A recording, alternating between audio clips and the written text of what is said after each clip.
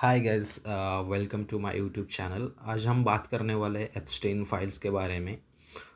जब Epstein files release हुआ था, दुनिया में हड़कंप मच गया था, तो उसके बारे में हम बात करने वाले हैं। सो इस वीडियो में हम बात करेंगे कि जेफरी एप्स्टीन और उसके अपराधों के बारे में। लेकिन उससे पहले यह समझना ज़रूरी है कि एप्स्टीन फाइल्स क्या है। एप्स्टाइन फाइल्स उन कानूनी दस्तावेज जो कोर्ट रिकॉर्ड्स और इन्वेस्टिगेशन रिपोर्ट्स का कलेक्शन है, जो जेफरी एप्स्टीन के खिलाफ दर्ज मामले और उसके अपराधी नेटवर्क से जुड़े हुए हैं। इन फाइलों में शामिल हैं सेक्सुअल एक्सप्लॉयटेशन और ह्यूमन ट्रैफिकिंग से जुड़े आरोप, पीड़ितों और गवाहों के बयान, एप्स्टीन की संपत्ति और फाइनेंशियल ट्रांजैक्शन के रिकॉर्ड और उन पावरफुल लोगों के नाम जिनसे उसका संपर्क था। एप्स्टाइन फाइल्स ने दुनिया को यह दिखाता है कि पैसा, ताकत और प्रभाव कानून से ऊपर काम करता है, और यही वजह है कि ये मामला आज भी जांच और बहस का विषय बना हुआ है। जेफरी एप्स्टीन का जन्म 20 जनवरी 1953 में न्यूयॉर्क शहर में हुआ और उसका पालन पोषण भी न्यूयॉर्क शहर में हुआ था। कॉलेज की डिग्री न होने के बावजूद उसने डाल्टन स्कूल में शिक्षक के रूप में अपना करियर शुरू किया, लेकिन 1976 में नौकरी से निकाले जाने के बाद वह बैंकिंग और फाइनेंस की दुनिया में चला गया। हम बात करते हैं वेल्थ एंड लाइफस्टाइल के बारे में। अनुमानित संपत्ति 500 से 1 बिलियन डॉलर्स हो सकती थी, और मैनहट्टन में आलीशान अपार्टमेंट, पाम बीच फ्लोरिडा में हवेली, कैरिबियन में लिटिल सेंट जेम्स और ग्रेट सेंट जेम्स द्वीप, private jet and luxury yacht. उसकी ज़िंदगी बाहर से बेहद शाही दिखती थी, लेकिन उसके पीछे एक बेहद अंधेरा सच छुपा हुआ था। जेफरी एप्स्टीन का सबसे कुख्यात ठिकाना था निजी द्वीप लिटिल सेंट जेम्स, जो कैरिबियन सागर में स्थित है और उसे एप्स्टीन आइलैंड से भी जाना जाता है। उसका क्षेत्रफल लगभग 70 से 80 एकड़ में फैला हुआ है। पूरी तरह एप्स्टीन का प्राइवेट प्रॉपर्टी है, और luxury villas, guest houses, swimming pools, helipads, gyms और प्राइवेट बीचेस और टाइट सिक्योरिटी के बीच सर्विलेंस कैमरास और प्राइवेट स्टाफ भी था। यह द्वीप बाद में एप्स्टाइन के अपराधों का सबसे बड़ा प्रतीक बन गया। जानेंगे जेफरी एप्स्टाइन के केस के डिटेल्स के बारे में। 2005 में पहला आरोप और जांच की शुरुआत की गई है। फ्लोरिडा के पाम बीच में एक महिला ने पुलिस में शिकायत की कि उसकी 14 वर्षीय बेटी को एप्स्टीन ने अपने घर बुलाकर पैसे के बदले यौन शोषण किया। पुलिस ने जांच शुरू की। जांच में सामने आया कि कई नाबालिग लड़कियों को पैसे देकर बुलाया जाता था, उन्हें मसाज के बहाने यौन गतिविधियों के लिए मजबूर किया जाता था। और 2006 में पुलिस की रिपोर्ट सामने आई। 40 से अधिक पीड़िताओं को बयान दर्ज किए गए। एप्स्टीन पर बाल यौन शोषण और मानव तस्करी जैसे गंभीर आरोपों की सिफारिश की गई। केस स्टेट प्रोसिक्यूटर से फेडरल प्रोसिक्यूटर तक पहुंचा। इस दौरान एप्स्टीन के राजनीतिक, आर्थिक, प्रभावशाली लोगों से संबंध चर्चा में आए, और 2007 से 8 विवादास्पद डील हुई, जिसे प्ली डील कहा जाता है। एप्स्टीन ने अमेरिकी न्याय विभाग से गुप्त प्ली डील की।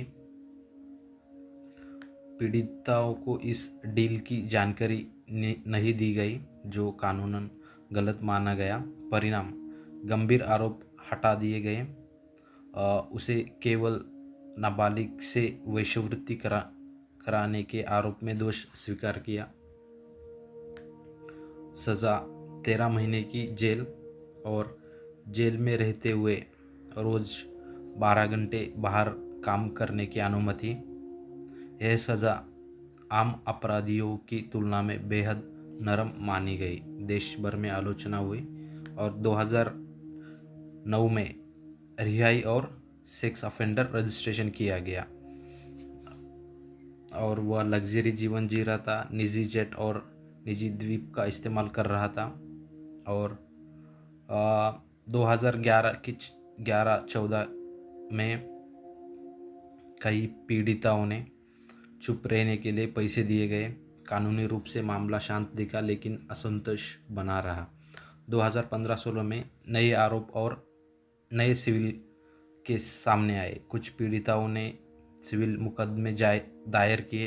एक पीड़िता वर्जीनिया जॉफरी ने आरोप लगाया कि एप्स्टीन ने उसे नाबालिग अवस्था में प्रभावशाली लोगों को सौंपा। हालांकि इन मामले में आपराधिक सजा नहीं हुई, लेकिन केस फिर भी चर्चा में आया। जुलाई 2019 में दोबारा गिरफ्तारी हुई। न्यूयॉर्क में एप्स्टीन को गिरफ्तार किया गया। आरोप था कि नाबालिगों की sex trafficking, human trafficking network चलाना, जो कि आरोप थे 2002 से 2005 के बीच। जमानत नामंजूर हुई और उसे उच्च सुरक्षा वाली जेल में रखा गया और अगस्त 2019 में जेल में मौत हुआ। Metropolitan correctional centre New York. Official reason बताया गया था कि आत्महत्या, फांसी लगाकर आत्महत्या की गई। लेकिन इस पर विवाद था कि सुरक्षा कैमरे काम नहीं कर रहे थे उस टाइम, गार्ड ने निगरानी नहीं की।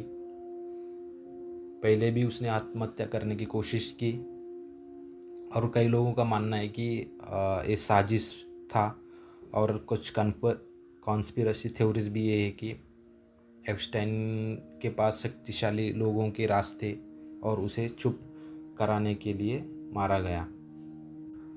अब हम देखते हैं एप्स्टाइन केस से जुड़े बड़े नाम, बट नाम लेने से पहले मैं ये बताना चाहूँगा, इनमें से सभी लोगों पर अपराध साबित नहीं हुए। कई नाम सिर्फ संपर्क या मुलाकात के कारण सामने आए, जिनमें से पहला नाम है गिलेन मैक्सवेल, एप्स्टाइन की सबसे करीबी सहयोगी। मैक्सवेल ने एप्स्टाइन के लिए नाबालिग लड़कियों ढूंढने, बहलाने और ग्रूम करने में मदद की। 2021 में दोषी करार दी गई है। और सेकंड नाम जो आता है प्रिंस एंड्रयू, जो कि ब्रिटेन के शाही परिवार का वरिष्ठ सदस्य है, जिनका जेफरी एप्स्टीन से संबंध होने के कारण गंभीर विवाद हुआ। 2022 में ये मामला सिविल सेटलमेंट में सुलझा बिना दोष स्वीकार किए। विवाद के बाद उन्होंने शाही सार्वजनिक कर्तव्य से हटना पड़ा और बिल क्लिंटन की कुछ प्राइवेट जेट से यात्राओं की रिपोर्ट सामने आई, बट कोई आरोप सिद्ध नहीं हुआ। डोनाल्ड ट्रंप सोशल इवेंट्स में साथ दिखे, बट कोई केस नहीं है इनके साथ। बिल गेट्स आल्सो एप्स्टाइन से कई मीटिंग्स की, बट कोई अपराध सिद्ध नहीं हुआ। बट लास्ट में मैं यही कहना चाहूँगा, जेफरी एप्स्टीन की कहानी सिर्फ एक आदमी की नहीं, बल्कि यह उस सिस्टम की कहानी है जहाँ पैसा और ताकत इन सब को दबा सकता है। सवाल आज भी वही है, क्या पूरी सच्चाई कभी सामने आएगी?